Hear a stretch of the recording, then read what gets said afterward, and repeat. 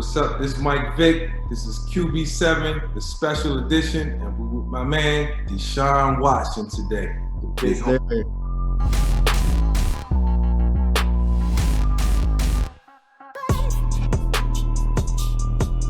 Now, give me your 7 toughest players or defenders that you played against while in the National Football League. Now, if you only could come up with like 3 or 4, I understand. Right. Give me 7. Give me I'm gonna go Tyrann Mathieu. I'm gonna go right off the head. I'm trying to think. What's his name? Jalen Smith from the Cowboys. Okay. Linebacker. Who else was good? Jamal Adams. Jamal's nice. Jamal Adams. I will go Bobby Wagner. I just read an article of him yesterday. It's a good call. Von Miller. That's right. Nice. Okay. 2 more. I'm trying to think of all the teams we done played against. In your division. Somebody in my division. Yeah. Tennessee Titans. Well, he's not Tennessee Titans. I will go. Them safeties are nice. I like Kenny and Byard. Okay, your bias. Yeah. And then when Calais Campbell was in Jacksonville. Okay. Yeah. Funny story about Calais. That's 7. Man, that's a good list. Funny story about Calais. He picked me off one time we was playing against Arizona Cardinals, and we just had a double slant concept, and right. It was 6'8", man, and I tried to hit it inside. You picked me off, bro. And I was like, yeah, you're gonna be a good player for a long time. So yeah, that's a dude. Let's talk some football, man, because it's right there around the corner now. We don't know if this is the right time. Obviously the world is in a different space, man. But I know going back to training camp is like tomorrow for you. What's the feelings around the league, amongst your peers and coaches as far as staying safe, as we move forward into this season, man? What's your thoughts? What's your feelings? And honestly, honestly, I think a lot of people feel uncomfortable. I think a lot of people don't feel comfortable going back, or not even not going back, but having a true solid protocol on, if guys get sick, or like what they're going to do about their families. Are we going to quarantine? How we're going to do things? Because I've heard so many different stories where, we got to go in there separately, and we're going to practice and go home and do all the meetings virtually. You know what I'm saying? And you know how it is. You got to build that chemistry during training camp. So you got to be in the facility. But if it's 90 guys in one locker room, the sickness is going to spread quick if one person got it. Yeah. And so I think a lot of people just, we want to play. We want to be safe as possible and make sure our health. But, I think the NFL and the NFLPA, we all got to come together and make the most solid plan. So for me personally, if we got to delay a little bit, cool. We just delay until we figure this thing out, because we want to play. But that's what I'm hoping for. We love the entertainment. I want to see you guys back on the field, but I also want to see you guys healthy for the long term. So, shifting the gears from that, I want to continue to see you do your part, within the society, within your community, right. To be that guy, man, because a lot of people are looking at you, and in the next year or so, you up for a new deal, bro. Yeah. Set the stage, man. It's a different deal. I want to know realistically from you, what you think about that deal, and I kind of talk about some things that I feel like happened within that deal. But you up next, bro. What has to happen for you to get to that level, this season? Because it's gonna happen. I know you're ready. I know you're gonna ball out. What you think? Man, it was a blessing for him. I actually, hit him up, and he was excited more about it. He feel like that organization and himself can win a lot of championships, and especially being with Andy Reid and things like that, he felt like that's his home. That's where you want to be for a long period of time. He has that that solid background where he can trust and know, a lot of things in the NFL change all the time, but hey, I know this is going to be the core of this organization, so I'm solid. My situation, and I don't want to say nothing too crazy. It's a little different in here. So, just signing a deal for, 10 years, I gotta, speak on my agent with that. We gotta really sit down and think, like, what do I want in my career, in my, football career, where I want to be for a long period of time. I love Houston. I love the organization. I love the teammates. I love the players, but all that stuff is always changing, always changing. So, yeah, I'm excited about it, man. I've been talking with my agent about it each and every day, and trying to get exactly what we want, and make sure it's the best deal, because things change so much. So you got to get everything you can out of especially that first one. And keep this in mind: good quarterback play is hard to find, and Right. whatever you think about in your future, you keep the Houston Texans in mind because you're not going anywhere. You're gonna compete with this team for a long time. So a 10-year deal might be in the works. You're gonna make a lot of money. Leave the door open so that you can sign free agents, so guys can come and help you and play with you in the future. Yeah. So I recently seen and read that you was protesting out in Houston, Right. 10 down, walking with, your people for the right cause, man. Just explain, where that inspiration came from. Obviously, we know, but why did you feel it was important that you, Deshaun Watson, got out and let the world know that you was stepping up and being a leader? Oh, for sure. I just felt like it was right because I've dealt with, things growing up. I've seen, things happen, not just, not to me, but to some of my homeboys in my neighborhood.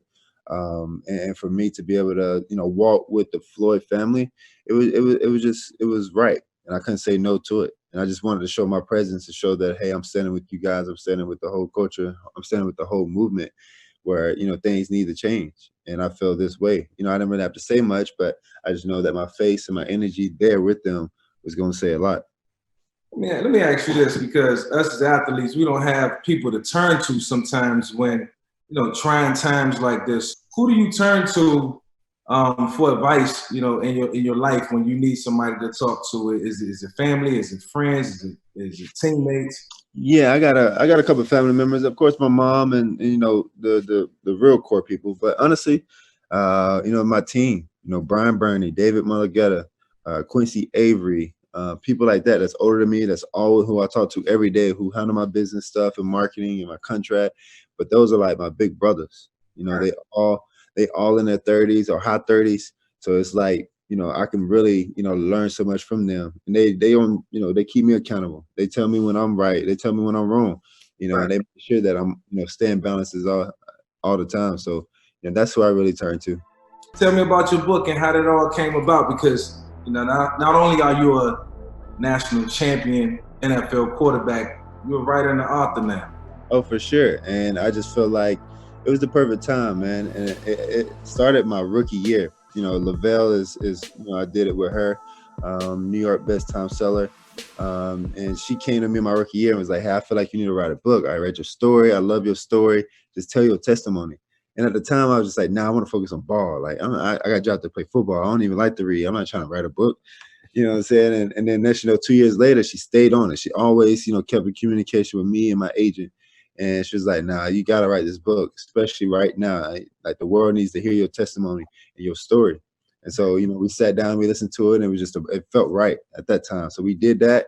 And I wish, the whole social justice and pandemic would have kind of went into it, but it'll go into the next book. You know what I'm saying? 'Cause I felt like that was more information that I could have even expressed more, out on the table on what I've dealt with, growing up. And even you, what you dealt with when you was growing up, as a Black quarterback, especially coming into the NFL. So, yeah, it was a lot of information, a lot of good things of just really just sharing my testimony and for people to, hear where I come from. Core values, right?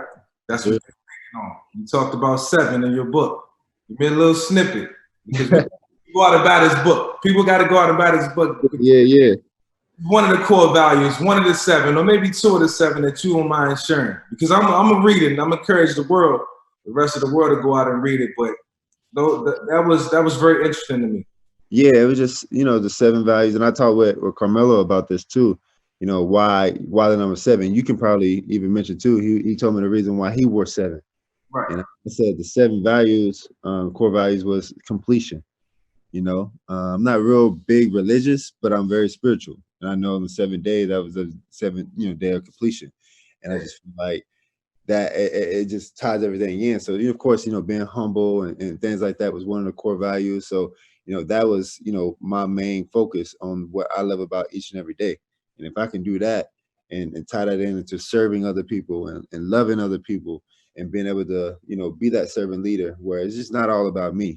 I'm using this platform to inspire young kids of me because like how you inspired me. Like I looked up you. I wore number 7 in the A. You know what I'm saying? And I want to do the same for this young kid in the H-Town. Like he gonna wear number 4. And I want you to be better than me. You know what I mean? So I want to continue to pass that torch. My son might grow up not idolizing me. He might idolizing Deshaun Watson, and that'll mean the world to me. So, you being a black quarterback, and so many young black quarterbacks want to play the game of football, want to play the quarterback position. You being at the forefront right now as a future leader, a guy that they can look up to. How do you take on that responsibility? I just be me, honestly, and then I'd be a great person too. And I think the football stuff's gonna take care of itself. If you put in the work, you put in the time to study, you know what I'm saying, and you go out there and you go out there and just ball, that's gonna take care of itself. But I feel like it starts off the field too. You know what I'm saying? And having the right surroundings around you, and then yourself, making sure yourself is at peace and good. I feel like that's the best way to kind of approach it. Let the world know what this book is going to be about once again, man, and where they can go to purchase it, how they can get it, when it's going to drop. Because this is got to be an exciting time for you because everybody can't write a book, dude. No, write a book that people pay attention to. Yeah, exactly. And this book is more, and it's called Pass It On. Work hard, serve, and repeat. And being able to have that title, I'm going to pass that along. I want to be able to work hard. The work always come first. I'm going to serve other people, make sure everybody around me is good, and I'm going to repeat it. And I'm going to continue to pass that along. And I want everyone else that I, touch, I want y'all to pass it on. So it just spread like wildfire. Yeah. It's just my testimony on what I've went throughout my life and what I've experienced and what I've learned with the core values of what I love about each and every day. Just little nuggets here and there where you can kind of tie something that you experience throughout your life, or if your kids experiencing it, or if somebody else experiencing it. And what I wanted to do as far as a book, because I want to, a lot of people don't watch sports. They might have it on, but they don't really watch it. So they don't really know who this guy is. And we got helmets on and stuff like that. And I want to touch, I love traveling. So I love to go to Europe, China, things like that. They don't really watch American football. So I was like, how can I touch more people outside of, of course, doing a documentary, but just sports. So I was like, man, let me just tell my story in a book where it can be in the airport overseas and, people spreading around. Yeah, that's why I wanted to do it. To conclude this interview, man, I appreciate it. I know you got to get yourself together and get the training camp. I know what that's like, but anything you want to say to the rest of the world, because, man, you've been a great citizen to the city of Houston. You're doing everything that you need to do, man, and you're well-respected young man across the National Football League. So, you got some great things coming up. Excited about the season. I know you are. And you got the book, man. So anything you want to leave everybody with? Nah, I just want to say appreciate you, man. Just kind of, invite me back. Speaking of you again, over the past year or so, we've been, chopping it up here and there, and you coming out to Houston. So it's been good with that. But just, yeah, man, just, everyone just stay safe. And everyone just, keep an open mind and just try to, make sure we're going on the right path with the, social justice, with the COVID, with the NFL season. Like, we all come together as one and continue to communicate and get on the same page. I feel like we can go in the right direction. But when there's so many different people giving so many different ideas and not on the same page, it can be chaos. So that's the biggest thing, man. And just, everyone stay safe, be a blessing, man, and just inspire. Dodge them guys this season, man. I'm gonna try to catch up with you mid-season. And see what's going on, man. And stay true to yourself. Keep being you, man. And bro, I love you, man. Keep going. I appreciate that.